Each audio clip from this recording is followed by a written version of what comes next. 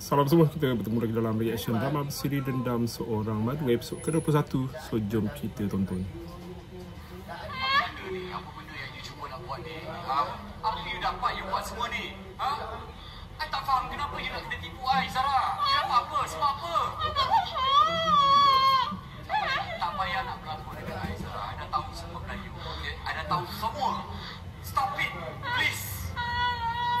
Mana lelaki yang you upah tu? Suruh dia keluar. Suruh dia keluar. Biar kerja kan dia.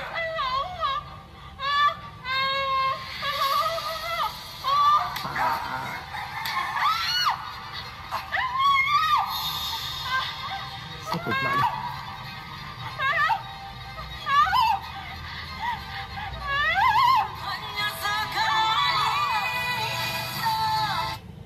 Okey tu dia. Mula-mula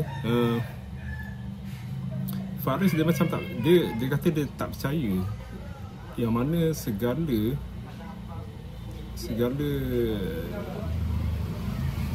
penculikan tu semua, apa yang berlaku pada Izara kat rumah dia sampai Faris kena tikam sekali tu, sampai ke Izara kena culik tu adalah rancangan Izara. Bukan macam dia palsukan segala perkara, dia set up semua benda.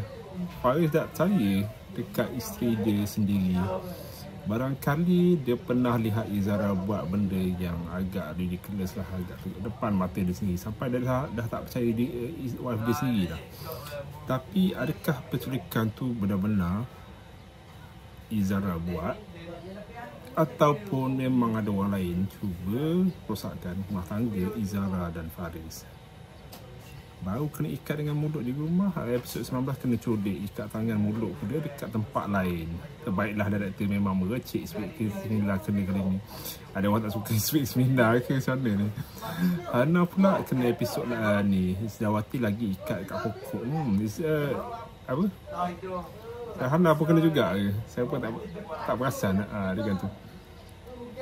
Tapi itulah, ramai kata Izara kena culik di sini. Jadi tapi yang apa?